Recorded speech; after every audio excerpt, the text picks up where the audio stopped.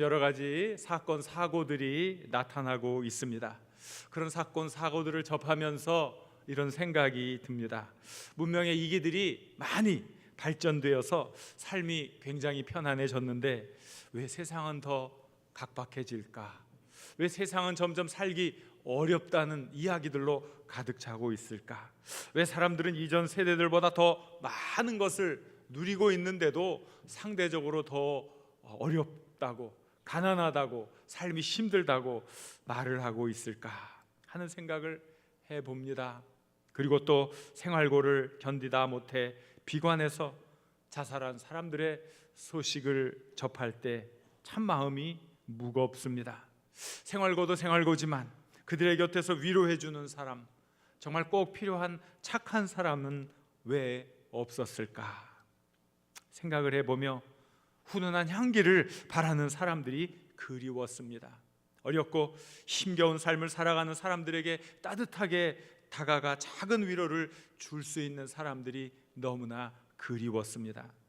물론 사회적인 제도도 문제지요. 개선해야 할 법적 장치들도 많이 있지요. 그러나 정말 사람에게 감동을 주는 것은 어떤 법이나 제도가 아니라 사람이라는 사실입니다.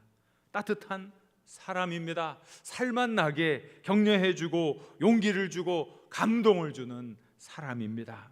위로의 손길을 뻗어주는 사람입니다. 자신의 손해를 감수하면서도 절박한 사람의 필요를 채워주는 사람입니다. 지금 우리 사회는 바로 그런 사람들을 절실히 그리워하고 있습니다. 이런 사람들을 목말라 하고 있습니다. 성경은 이런 사람을 착한 사람이라, 성령과 믿음이 충만한 사람이라고 말씀해주고 있습니다. 그런데 성경을 깊이 있게 읽으면서 늘 느끼는 것은 하나님께서 그런 예를 제시해 줄 때는 단지 이런 사람이 있다 하는 의도가 아니라 우리도 그런 사람이 되라 한다는 것을 깨닫게 된다는 거지요. 하나님은 바로 우리가, 다른 사람이 아닌 우리가 착한 사람, 성령과 믿음이 충만한 사람이 되기를 원하고 계십니다. 방관자가 아니라 문제를 해결하는 하나님의 사람, 그 사람이 되라고 오늘도 이 자리에 우리를 불러주셨는 줄 믿습니다.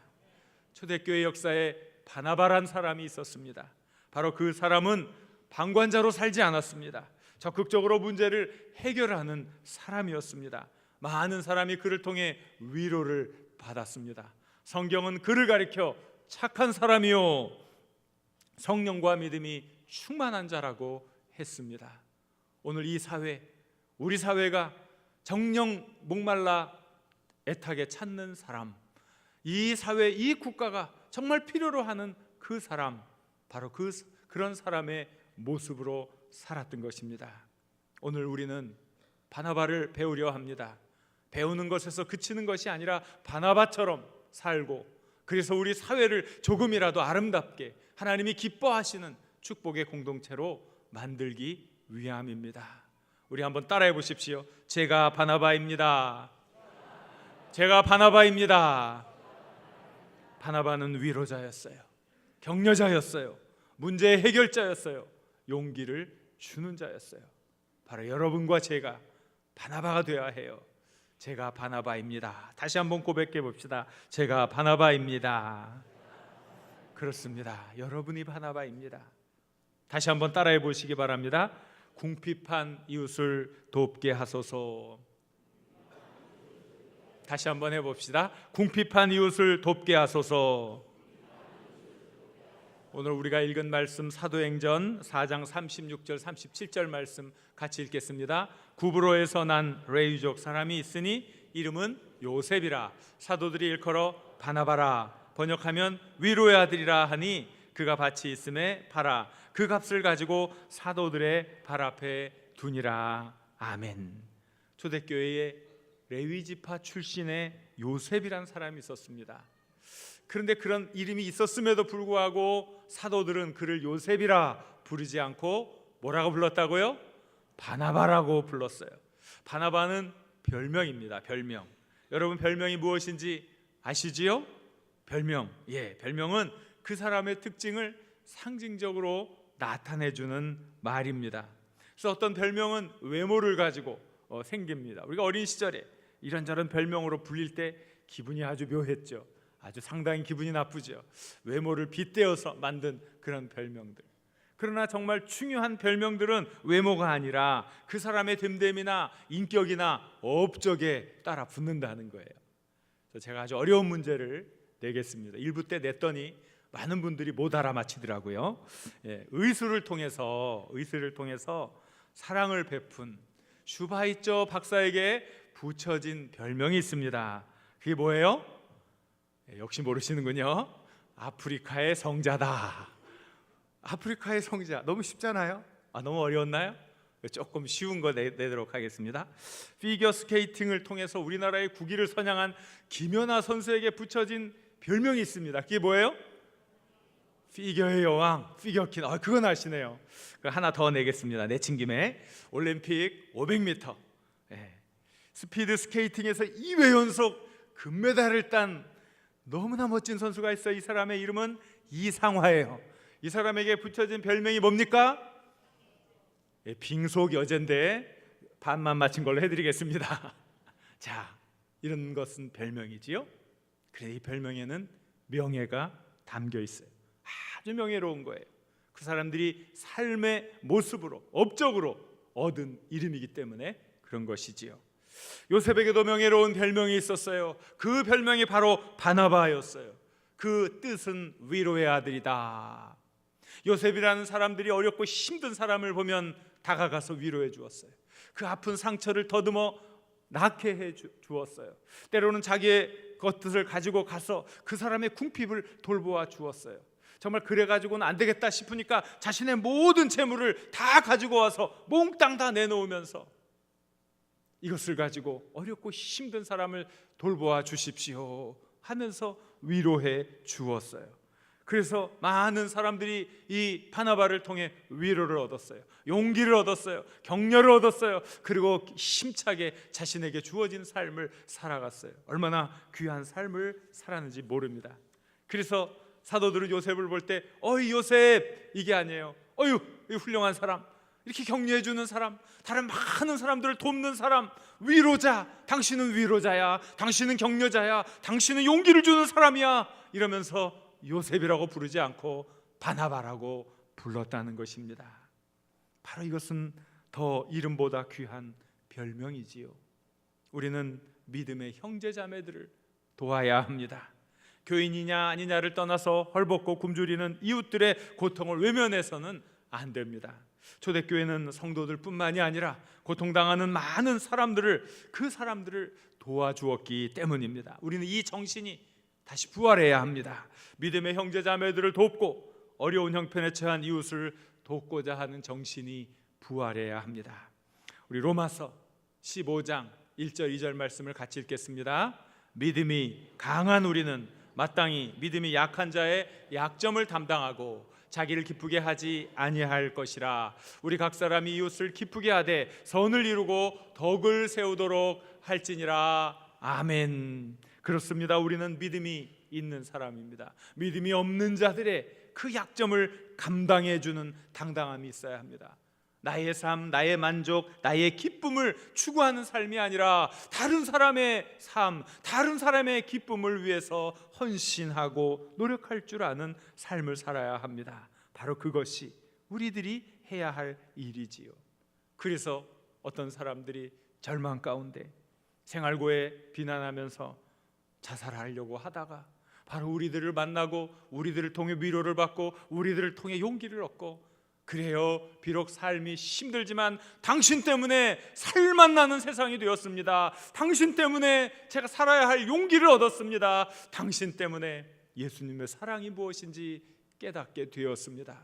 고백하는 일들이 일어나야 할 줄로 믿습니다. 여러분, 바로 여러분들이 그런 삶을 사셔야 합니다. 하나님은 우리 한 사람 한 사람이 위로의 사람이 되기를, 격려의 사람이 되기를 간절히 원하십니다. 우리 다시 한번 따라해 보십시오. 제가 바나바입니다. 옆에 있는 분에게 당신이 바나바이십니다. 당신이 바나바이십니다. 그렇습니다. 바로 우리들을 통해 하나님은 하나님의 사랑이, 하나님의 생명이, 하나님의 은혜가 온 천하에 가득하기를 간절히 원하고 계십니다.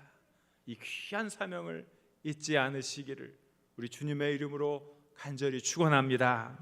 거룩한 별명을 얻으며 사시길 우리 주님의 이름으로 간절히 축원합니다.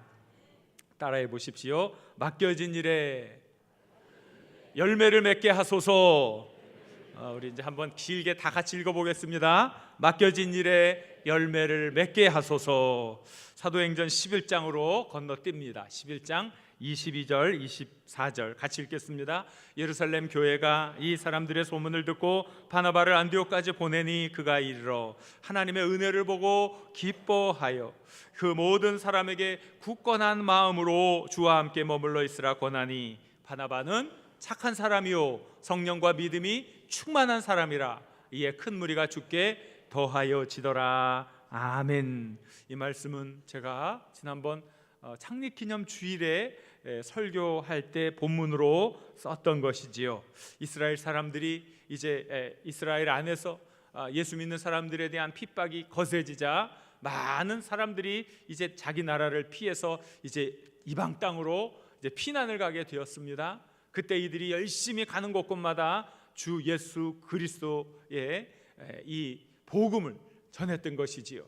안디옥에서도 많은 헬라인들, 이방인들이 복음을 듣고 예수 그리스도를 믿는다 하는 소식을 들어서 이제 예루살렘에 있는 교회가 안디옥으로 이 바나바를 파송했던 거예요. 그래서 바나바가 가가지고 많은 사람들에게 정말 예수 잘 믿을 수 있도록 목양을 잘했어요. 많은 사람을 위로했어요.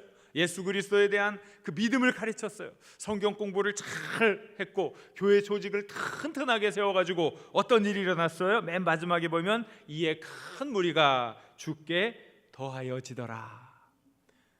보낸 사람의 마음을 시원하게 했어요. 예루살렘 교회 지도자들이 이 바나바로부터 안디옥 교회에서 이루어진 일들을 들을 때 얼마나 그 마음이 흡족했겠습니까?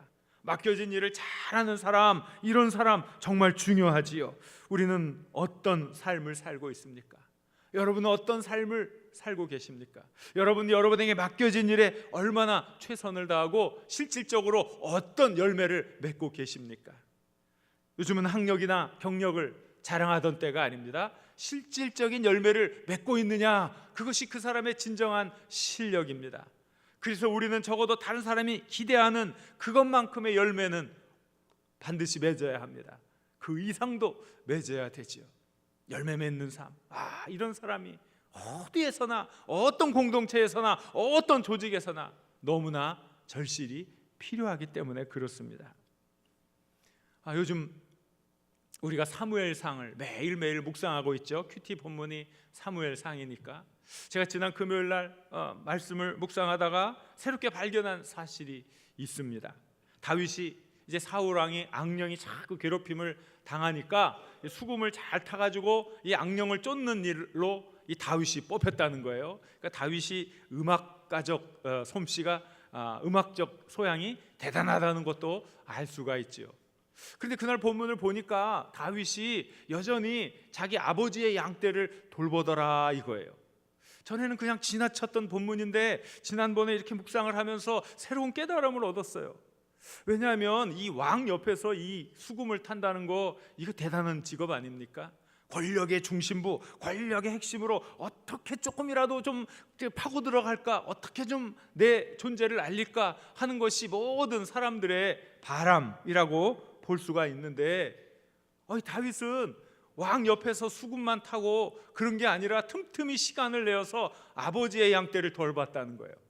참 이게 대단한 일이죠. 사람들은 권력의 핵심부에서 일하게 되면 계속 권력의 그 중심부를 맴돈단 말이에요. 더 좋은 기회를 잡으려고.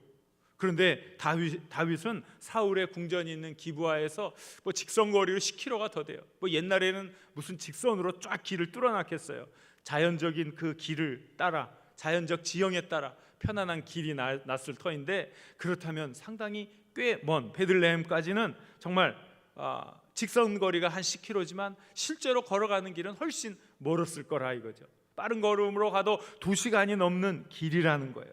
그런데 왕의 그 정신적 치유를 돌보다가 또 시간이 나면 얼른 또 달려가는 거예요. 아버지의 형태를 돌보는 거예요.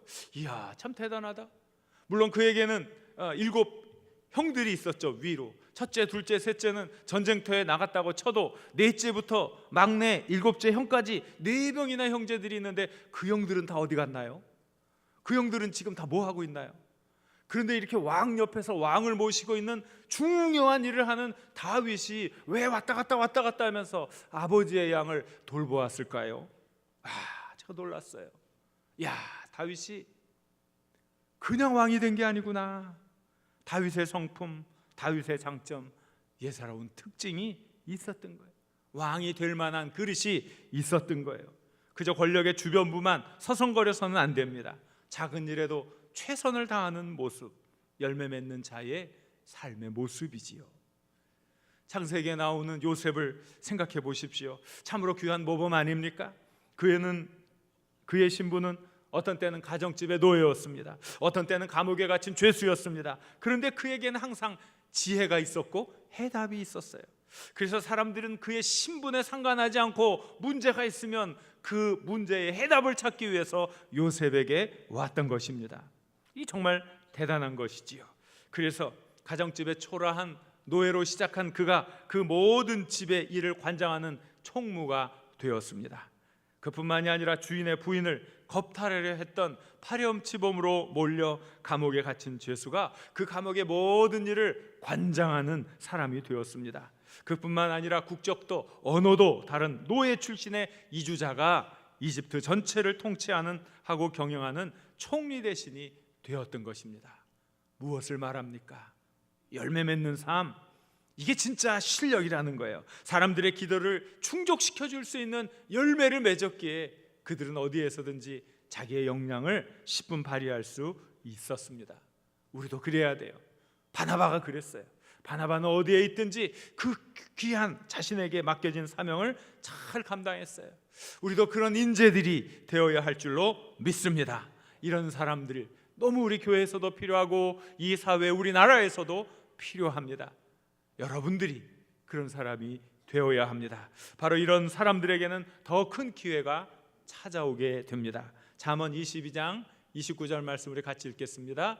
내가 자기의 일에 능숙한 사람을 보았느냐? 이러한 사람은 왕 앞에 설 것이요 천한 자 앞에 서지 아니하리라. 맡겨진 일에 충성하여 귀한 열매를 많이 맺으시길 바랍니다. 존귀한 자로 칭송받기 바랍니다.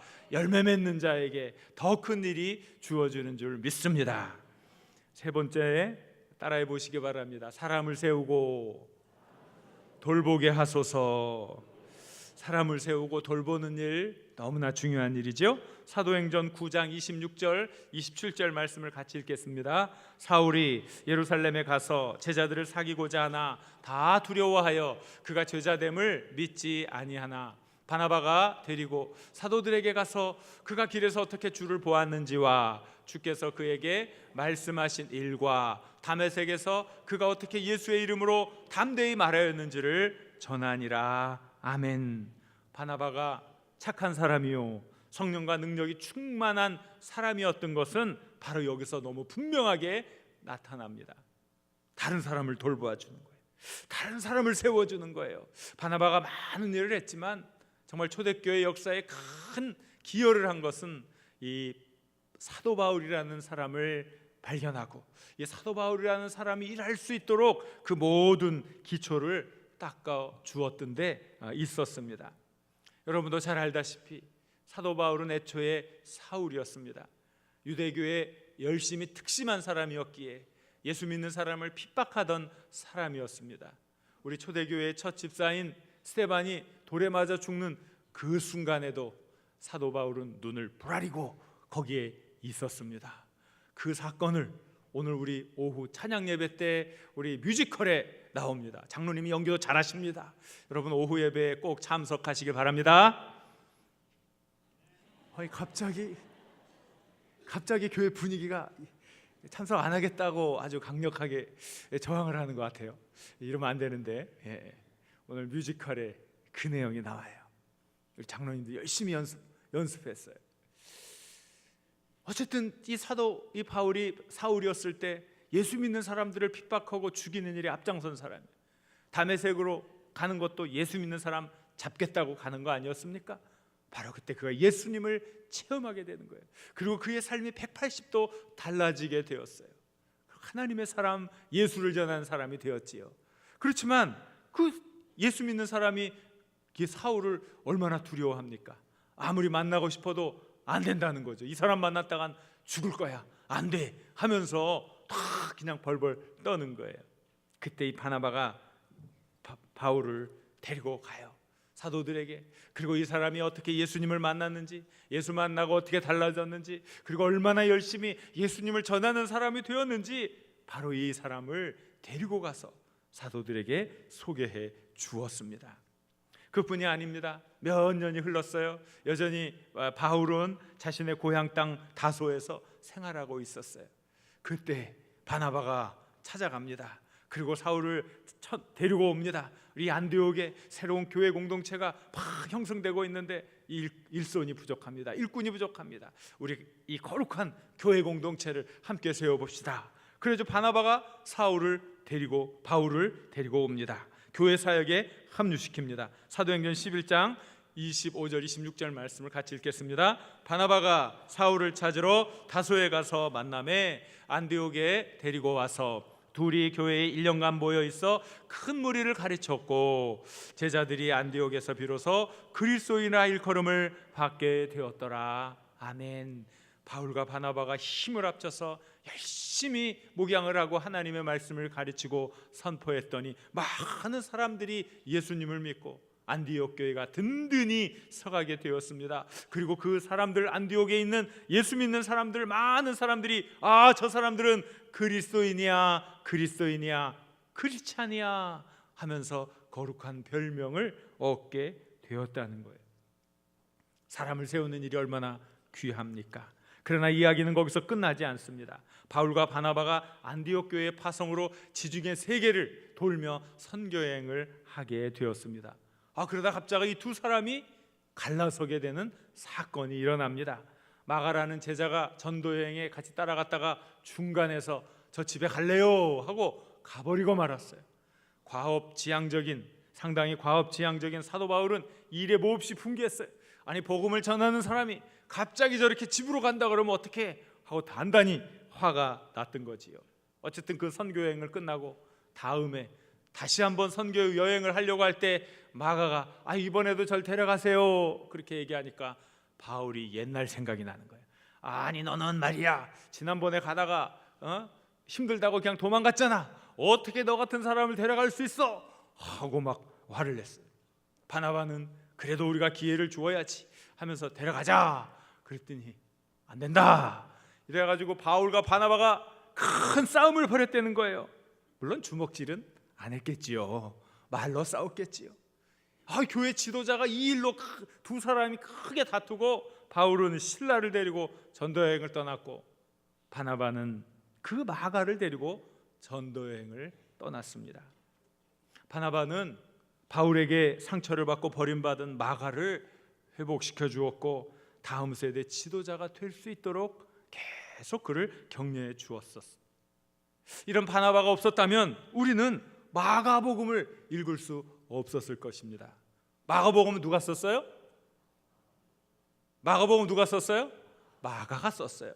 근데 이 마가가 그 마가라는 건 아세요?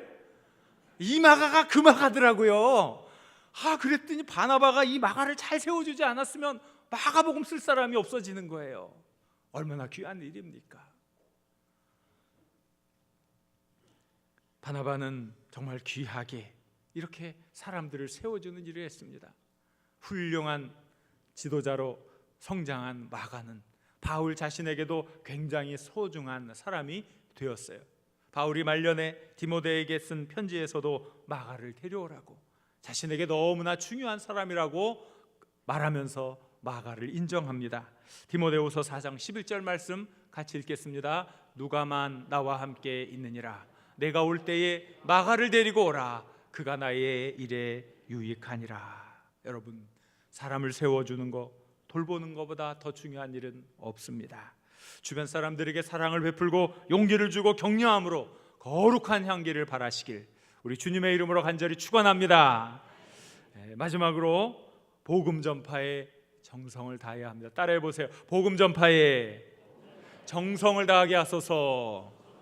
사도행전 13장 2절 3절 말씀을 같이 읽겠습니다. 주를 섬겨 금식할 때에 성령이 이르시되 내가 불러 시키는 일을 위하여 바나바와 사울을 따로 세우라 하시니 이에 금식하고 기도하고 두 사람에게 안수하여 보내니라. 바나바는 신약 성경에 기록된 최초의 선교사입니다. 그는 예루살렘 교회가 안디옥으로 파송한 자였고 또 안디옥 교회를 크게 성장시켜 놓으니 이제 안디옥 교회의 파송을 받고 그 당시 세계를 다니며 복음을 전했습니다. 여러분, 사람이 사람에게 줄 수 있는 가장 큰 선물이 무엇입니까? 어떤 선물이 가장 귀하고 값진 것입니까? 그것은 생명입니다. 우리가 어떻게 생명을 줄 수 있습니까? 예수 그리스도를 전하면 되는 것입니다. 예수 그리스도를 전하면 이 땅에서의 사는 삶뿐만이 아니라 오고 오는 영원한 세상 생명을 누리는 축복을 누리게 될 것입니다. 그러므로 여러분, 이 선물을 많은 사람들에게 나누어 주시기 바랍니다. 당당하게 나누어 주시기 바랍니다. 여러분, 이것 가장 소중하고 가장 귀한 것이에요. 얼마나 힘이 납니까? 당당하게 복음 전하며 사시길 우리 주님의 이름으로 간절히 축원합니다. 세상이 어렵고 힘들수록 한 사람의 헌신, 따뜻한 위로의 말 한마디, 그 사랑이 너무나 그리워지고 필요합니다. 다른 사람이 아니라 바로 우리들이 이 일에 부름을 받았다는 사실을 반드시 기억해야 합니다. 하나님은 우리들이 바나바와 같은 삶을 사시기를 원하고 계십니다. 우리의 물질과 정성으로 이웃을 도울 수 있기를 바랍니다. 맡겨진 일에 최선을 다함으로 열매 맺는 능력 있는 삶, 신실한 삶 사시길 바랍니다. 주변 사람들을 격려하고 돌보며 위로하시기를 바랍니다. 언제든지 복된 소식 예수님만 전하며 사시길 우리 주님의 이름으로 간절히 축원합니다. 그러면 우리도 바나바처럼 거룩한 별명을 얻게 될 것입니다. 모두들 거룩한 별명으로 불려지기를 우리 주님의 이름으로 간절히 축원합니다. 우리 말씀을 생각하면서 함께 기도하기 원합니다. 하나님, 제가 이 어렵고 힘든 세상 정말 바나바처럼 살아 많은 이들을 위로하고 예수의 생명을 전하게 하여 주옵소서. 우리 주여 한번 부르고 함께 간절히 기도하겠습니다. 주여, 사랑과